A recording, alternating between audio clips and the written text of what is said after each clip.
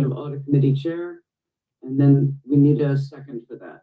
I second that. So moved. Okay. Hang on, I'm going between. Wait, so screens who here. made the motion? I did. Deborah? Daniel, Vice Chair. Oh, sorry, the current Vice Chair. And it was seconded by Marwan. Okay, so now we have to cast a vote, a roll call. So let's do that in compliance with Robert's Rules of Order. All in favor of Anna Mockler for Audit Committee Chair, please say so when I call your name. Deborah McDaniel, Yes. Marwan Cameron, Yes. Eric Younger. Yes. Okay, thank you. Does the auditor have a vote? Yeah, Christine, please go ahead. Anna, did you cast a vote? Oh, I vote in favor of Anna Mockler. Okay, thank you. Please unanimously. Yeah. Okay, and now we are going to move along to elect the Vice Chair. Are there any nominations for the position of Audit Committee Chair? Vice Chair, you mean? Yes, thank you. I'm reading off the same script. Any nominations for the Audit Committee Vice Chair? And nominate Deborah McDaniel as Vice Chair. I second the nominate. Can I second the nomination? You I'll don't have accept to, it. but I No, you concur don't as have well, so that's unanimous. Okay. Can we kind of zoom through these Zoom rules then a little more quickly? Okay, does nominate, are there any other nominations? Nope, seeing none. Does any member of the public wish to comment on this item? And are there still 0 attendees? Yes, there are no attendees in Zoom or in the conference room. Okay then.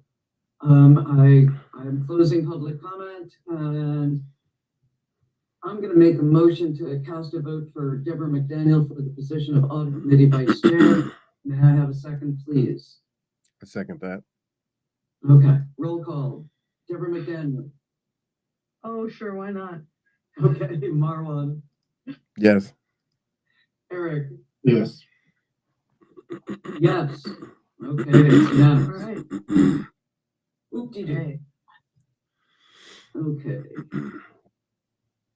Now let us move on to item 4, the December 18th, 2023 meeting minutes. Are there any changes or corrections to the minutes?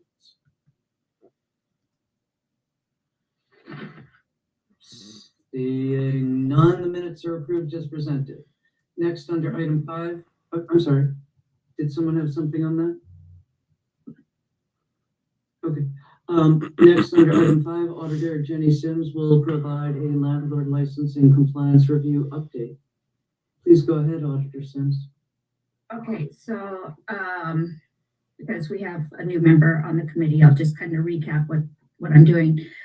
I'm going through a database from the Kitsap County Assessor's Office of all the housing in Bremerton, and I'm reviewing certain characteristics that would be typical of a rental and identifying those properties so that I come up with a list of likely rental properties in Bremerton. I think I'm finally done going through that list, and now I'm going identifying which ones look like they're probably a rental and then segregating them from those that look like a non-rental. And I'm going to submit the rental list to IT, and they will run a match against the city's database of current licensed landlords so that we will know who likely is not licensed in the city of Bremerton. So I just finished going through the list today, and I'm ready to submit it over to IT. I'm not sure how long. I don't think it takes them long to run the match, but I'm not sure where I'll fall among the other projects that they may have on their plate. Okay. Any questions, comments?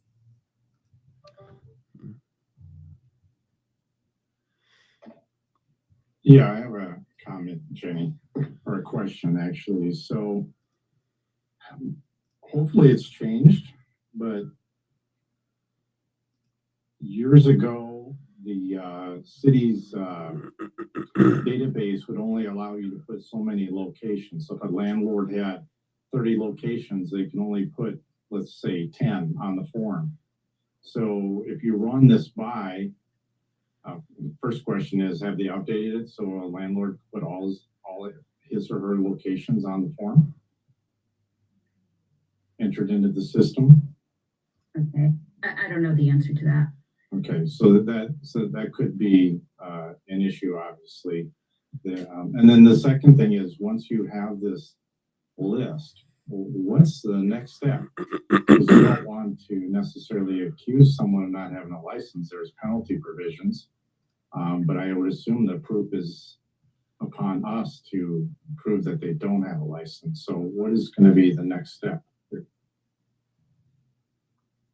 Well, we talked a little bit about that, the audit committee, and I don't think that the next step will be on the audit committee. It will be on Andrea's department.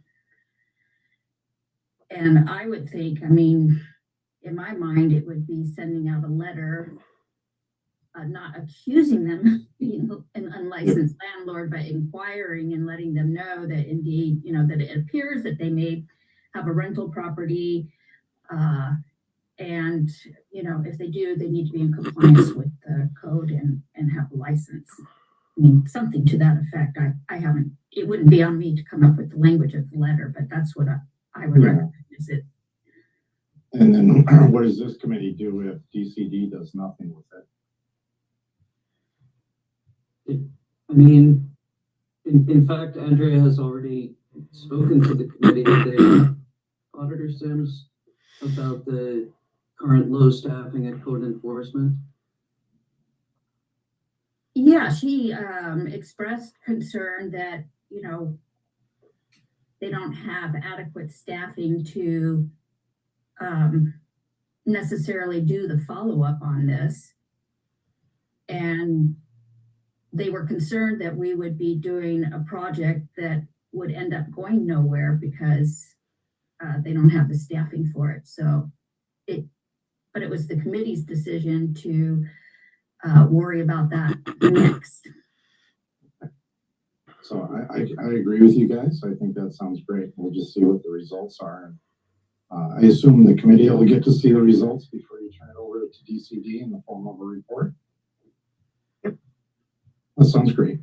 Yeah, well, that was Deb that said that. Yeah, I can only speak for Jenny, right? Sorry. Oftentimes, I mean, I do review with the department head to make sure that they're okay with the methodology and, and then and if they say, well, I think that you should do this or that to amend it, I can make those changes before I bring the draft project to the committee for approval. Okay. And then you guys ultimately approve it with any other amendments you may have. But that's kind of what the process has been. All right. Okay. Thank you. You're welcome. Does any other member of this committee have a question or comment on the update on the landlord license compliance? Okay. Right now, I look forward to the final report. This has been interesting. And it'd be a shame if it goes nowhere. Maybe that's something we can take to council too, And I will comment further, Eric, on one of the things that you mentioned about the city system not being able to enter all of the properties for a particular landlord. Not sure that would really affect my analysis, for one, because the way our licensing currently works, it doesn't matter how many properties you have. just whether or not you're a landlord. So you need one license, whether you have 30 properties or one, which I believe that's an issue for some council members. But and even if our system, if the city system doesn't track that, I do have it in my database from the assessor's office. So there's only a few entities that have a lot of properties. You know, one has a whole bunch of properties, and then, you know, maybe a couple had in the neighborhood of 10, and then others are less than 10 for the most part. I won't say that I've looked at every single one, but it's something of that magnitude. Okay, so then you're cross-referencing then. So let's say it's ABC LLC, and they only put 20 locations on the license, but you come up with 100 parcels that belong to ABC LLC. You're not just giving them the parcels, you're giving them DCD, the ownership, so they could say, you know what I'm saying? So that way we're not going, these 100 parcels without identifying the owner appear to be rental properties. Check it against your system. You're giving them the complete information. So we'll be able to reconcile it, or you will, it sounds like.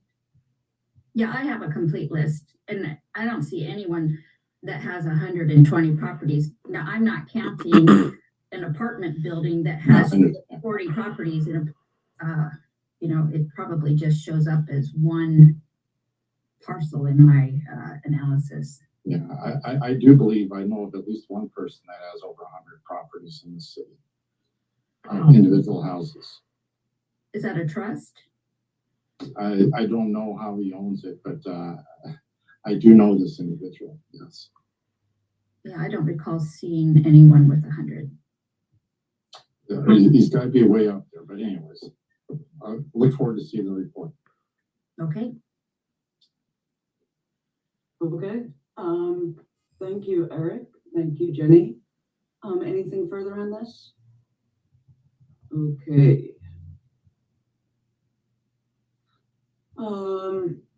So item number 6 is the next item on the agenda. We're going to discuss a proposed update to the audit work plan. Oh, shoot. There was no action under item 5, so did I need to call for the public? This is still new to us. It's an error on my part. Okay, so does any member of the public wish to comment on the landlord licensing compliance review update?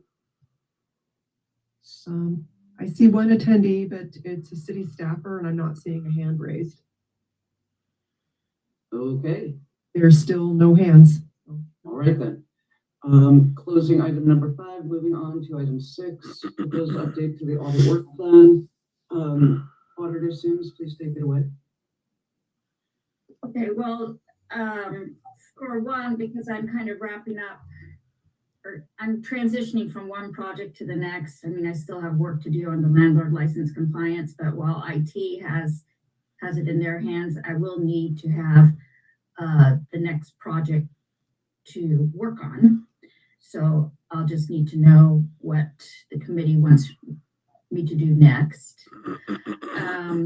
And a question came up whether we want to add something, I don't think it's on here already, but for the procurement and disposal code to review whether certain transactions have been in compliance with that. And so I don't know if the committee is interested in adding that to the list.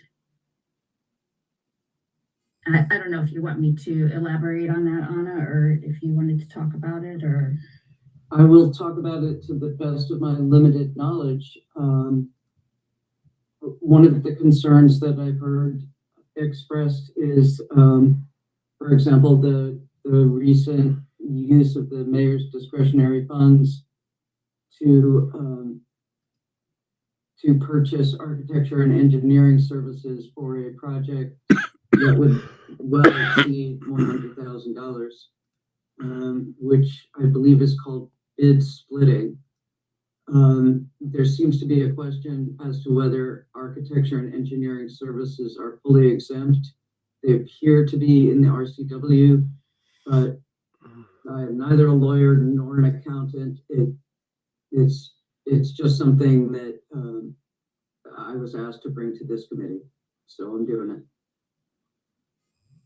My question is, does this fall under the, we've got something on the work plan called procurement policies. Is this a part of that, or is it something, oh, yeah, it evolved, it says, from the parking thing. So is this part of that, or is it a separate or a sub piece, or? I'm asking questions. I don't know the answers. I think that it's, Yeah, please go ahead, Auditor Sims. yeah, I think it's, you know, when you look at procurement, it's a whole field. You don't typically audit everything about procurement. And I think that what we're talking about right now is different from what is currently on the work plan, which is more the city's criteria for when they're going to request bids or use a sole source contract or existing contract. So it's a different part of procurement. Got it. Okay, good, thanks. In 2022, the bid level that required council approval was $25,000, and that was raised to $100,000. So this is an aspect of it. Right. I'm really bringing this to you, or if this is being brought to you to see what you think. That's it. Because procurement policies is pretty much near the top of our list of our work plan. Yeah, although as Jenny just pointed out, it's not really even a sub piece of that. It's a separate little bucket of procurement. Mhm. So, Yeah, it would be adding something to the work plan, and then you would want to decide where it lands in terms of priority. You know, is it the next project, or are we going to, you know, move down the list, or however you want to do it? Okay. Does any member of this committee have a comment on this item? Guess my question is, what is the potential time frame if we were to prioritize this?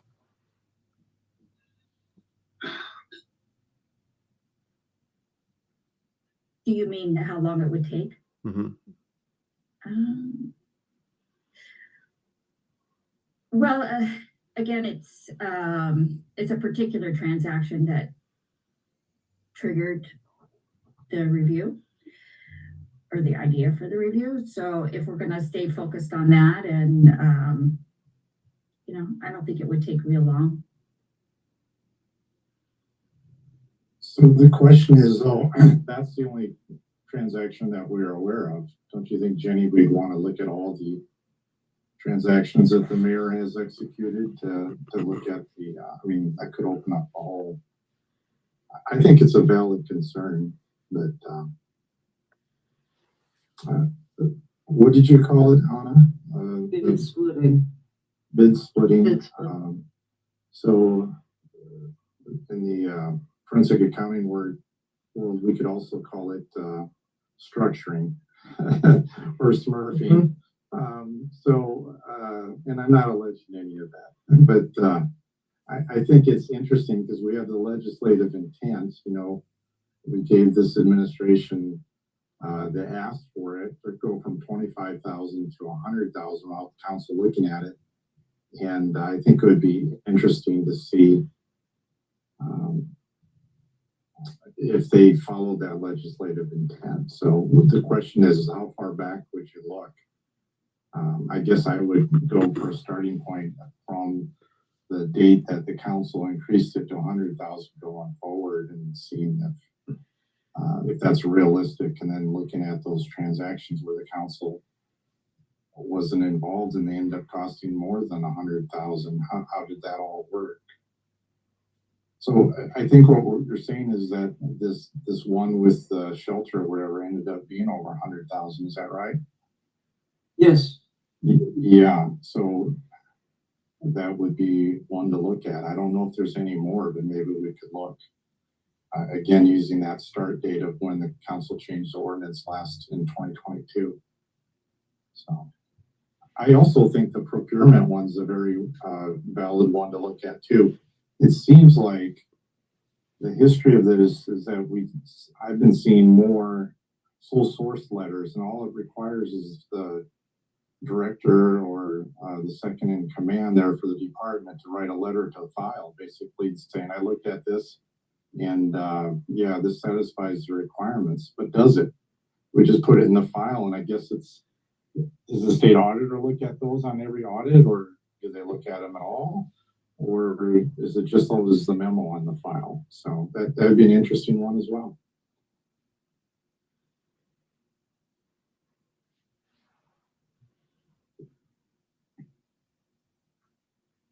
Well, Yeah, and I still have a soft spot in my heart, so to speak, around parking, because I feel like the city spends an awful lot of money on our parking enforcement contracts, and I'm not convinced that we're getting value for money. And I know cities go back and forth on this. I think the city used to do its own enforcement, and I don't know if there was history prior to that where they didn't, but it wouldn't surprise me. So I just, I hate to give that up. We've kicked that can down the road for a while, and their contract will be up again next year. It would be nice to do some initial analysis before we're in that next phase of contract negotiation. And does that department want any help from us on that from an analytics standpoint? So that's my 2 cents on that. we know you have a soft spot for parking. Marvin, did you have a comment on this? Just listening to Deborah's comments, I would concur with that. Okay. For me, this proposed update and addition to the work plan is a matter of items that are going to cost greater than $100,000 being properly and duly brought before City Council.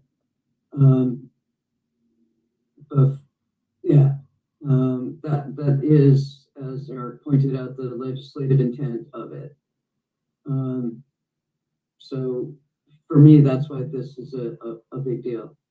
On the other hand, I like democracy. If the majority of this committee is going to vote for something else, I'm just making this final plea for it. That's it. So I guess what I was saying, I like both. Both procurement. Procurement and the one that we were just talking about, the so-called bid splitting. You know, I think the bid splitting is actually in the BMC is where we have that term from, Eric. Okay. Yeah, I didn't magically acquire. Yeah, and I don't mean to sound intransigent. I would be fine with postponing parking, but I'd like a tighter definition of what we're going after, maybe review in the next meeting, I don't know, and some kind of relative timeline for it so we don't keep pushing this down the road. That was my inquiry. Okay.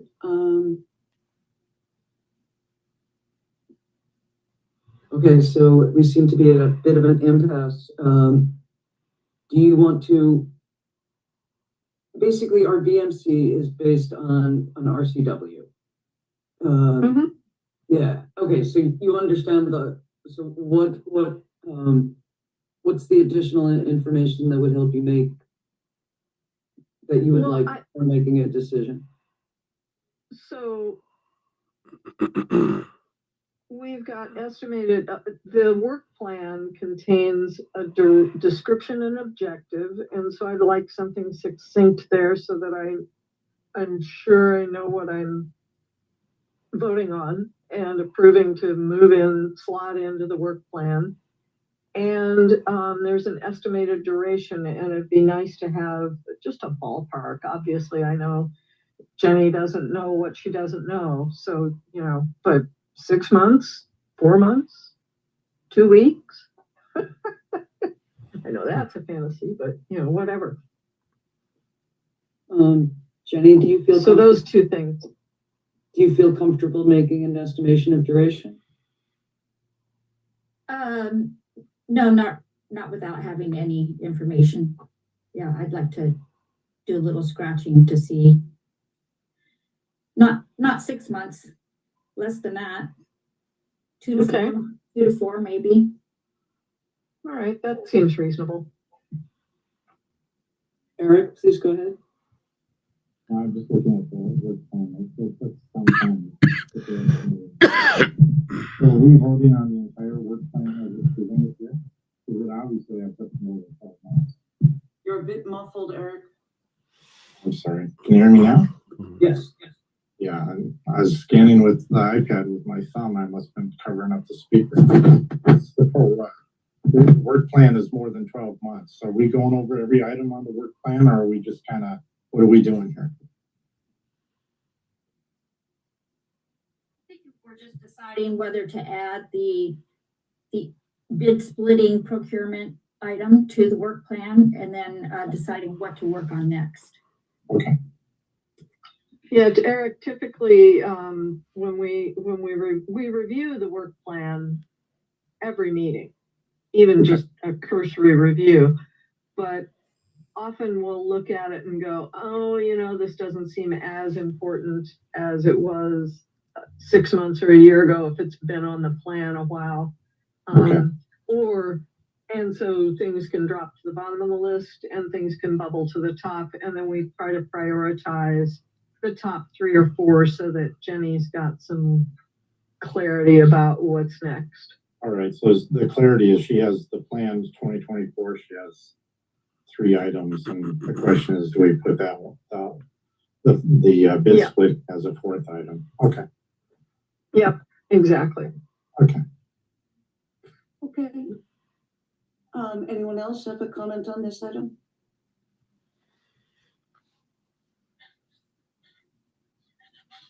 So we have 3 possibilities before us, as far as I can see. The procurement item that's already on the work plan. The bid splitting item with an estimated duration of 2 to 4 months, and moving forward on the parking plan. Is that correct? Yeah. I think so. I mean, yeah. There's actually 2 parking audits on there. Okay. So, And I was referring to the first one, first of the 2 on there when I was talking earlier. Okay. Hang on, one of these documents just disappeared from my screen, for the nature of fun.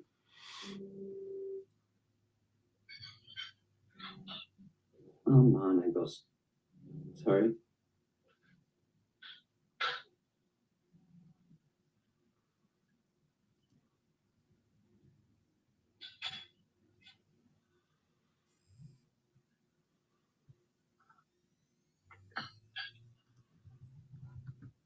There we go. Sorry about that.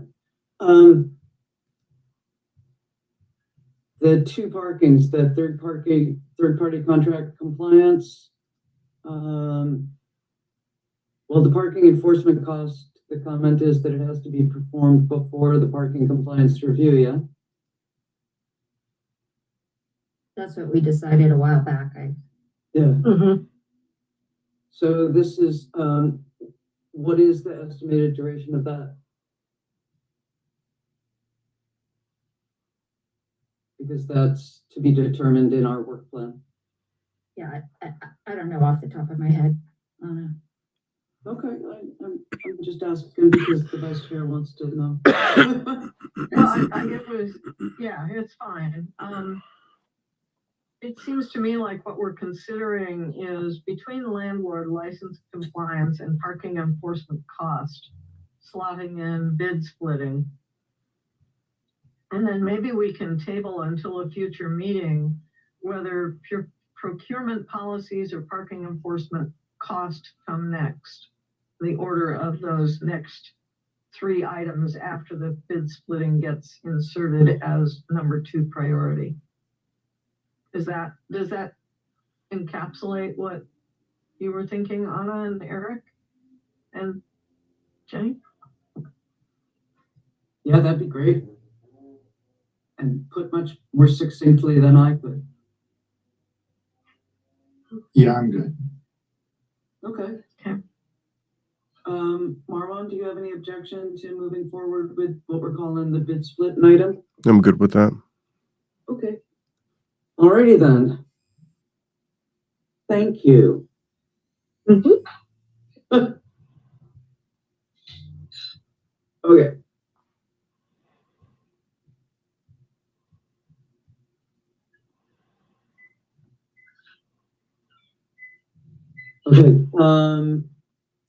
Does any member of the public wish to comment on item 6? Hey, we have no attendees. Excellent. Okay, then we are moving on to agenda item number 7, other matters. Does any member of this committee have another matter they would like to bring up at this time?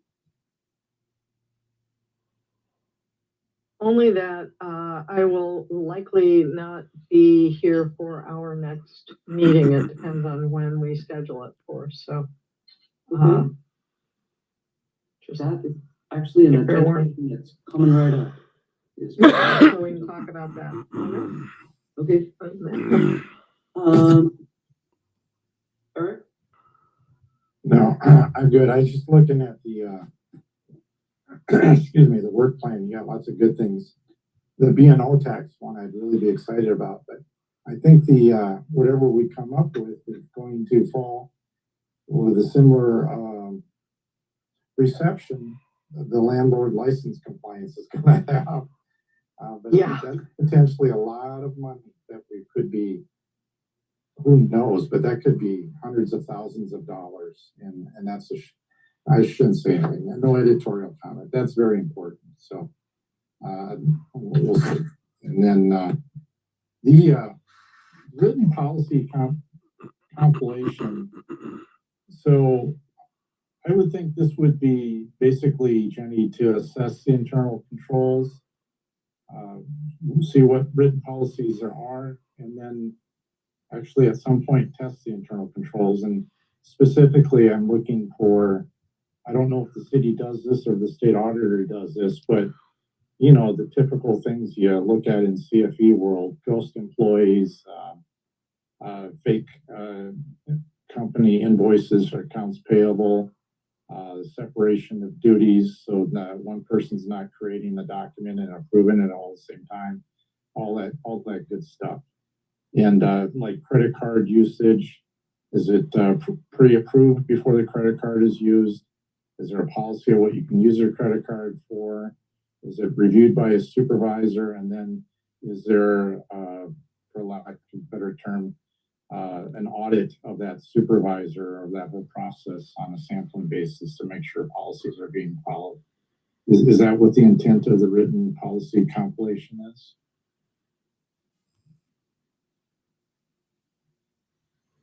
Jenny, you're muted. Sorry, I had a dog barking in the background. That is not what this was intended to do. Our former CPA just wanted a list of all the policies that the city has. Okay. So maybe what I just mentioned is if you haven't done that before, maybe that's something for 25, 26, because the worst thing that could happen, and I have no belief that this is happening, but you know, Jenny, is you have a longtime city employee And then something happens, they go on vacation, I'm on the audit committee now. I don't want to be that person that says, oh yeah, we missed that. So, you know what I'm saying? Because it happens. There's all kinds of cases throughout the country of city officials that have no internal controls. There's a famous one, I forgot where, but it's about some city finance director out in the east or the Midwest. I remember reading about it. Jenny, I'm sure you've heard of this case, but she spent millions of dollars on horses. She had an unexplained lifestyle, and this went on for like 15, 20 years, and finally she went on vacation and it all came out. There's all kinds of anecdotal cases. I just don't want it happening here for many reasons, including if I'm on the audit committee, I want to make sure that, I have no suspicion of anybody, but I'd like to make sure, and I've been told on the finance committee, yeah, we have controls in place, but I haven't seen them. So I would just like some reassurance of that's the purpose of the audit committee, right? We're supposed to be safeguarding, I would hope, safeguard the city's assets. So I would put that on the list. So, and I know that's a big ask. That's a huge ask for a one, 2-person shop. That's huge. It's a less than one person shop is the problem. Yeah. you know? No, Yeah. I know. I understand. I think that's huge. Yeah, I think it needs to be prioritized, which controls you're gonna have me look at rather than this is like an inventory about all the written policies in the city, this Yeah, particular no, item here. And I- to say that you're gonna audit every single thing is, Absolutely. So I would just say, show me the money. I would follow the money. That's what I would be doing. I'd be looking at those items that I just mentioned. Make sure we're safeguarding our money. So we don't have to discuss that anymore tonight. I just threw that out there. I'm just guessing that the duration of the operation you're describing, Eric, would be greater than 1 to 4 months. Oh, a couple of years, and then Yeah. So most government organizations, they actually have like an internal affairs or an internal audit. And that's what they do. They test all this stuff. I'm sure the city of Seattle does it. And then, we're one of those unique small cities that actually have an auditor. And it kind of implies that we'd be doing that as well. So I'm just throwing that out there. Something to put in your head, think about. That would be great. Bremerton hasn't been immune from employees. That was the whole public works scandal in 2019. Yeah, small assets, as I were talking about, kind of walking away. They weren't so small. Yeah. $24,999. Oh yeah. I think I remember something about a loader or something. It's a piece of heavy equipment. Yeah. And that's what I'm referring to. And where were the internal controls there? And how were they? So, yeah. Okay. Well, that was the plan, was that Public Works was going to be completely reorganized with such internal controls in place, and then, the pandemic. Okay. All right. So I assume. Okay, does anybody have any further? Hang on. Anything further on this? We're authorizing and requesting Jenny to move forward on the bid splitting. And then, okay, so I'm just going to announce that the next audit committee chair report to city council will be February 14th, 2024. Eric, I really hope you're going to supplement me there. It is a new year, so we need to decide when we will be meeting. So we're moving on to agenda item 8, the meeting schedule. We previously discussed moving the meetings from 3rd Mondays to 4th Mondays, but keeping the 5 p.m. start time. Does this still work for everyone? I'm good with 5 o'clock start time. Any day of the week is fine with me. Okay. Is anyone? It's fine with me too, but I'm reading from the script. Would anyone be interested in starting at 4 p.m. on the 4th Monday, or starting earlier at 4:30 p.m. on the 4th Tuesday? Okay. So we have decided, please speak if you disagree, that the meetings will stay on the fourth Mondays and we will keep the 5 p.m. start time. Does that work for 2024, Christine? You had a question about that earlier, I remember. Yes, I had discussed this with Jenny and that there may be some conflicts throughout the year due to holidays. So those tend to land no matter where we put the meetings, so we can work that out as we go. Okay. Well, thank you all for being so good at working together. Okay, does anyone have anything for good of the order, which I can't see how that's any different from other matters? Well, just to say, I will reiterate that I will absolutely not be here at the next meeting. So I'll see you in March. Okay. Marwan, will you be able to make the February meeting? I will be here. Fate willing and the creeks don't rise. Great. Okay. Thank you all. I'm going to adjourn this meeting. I hope everybody got a chance to get out in the beautiful weather today. Wow, the gavel, imaginary gavel has adjourned the meeting, and the meeting is adjourned. Thank you all. Thank you. Thanks, everybody. Bye-bye. Bye.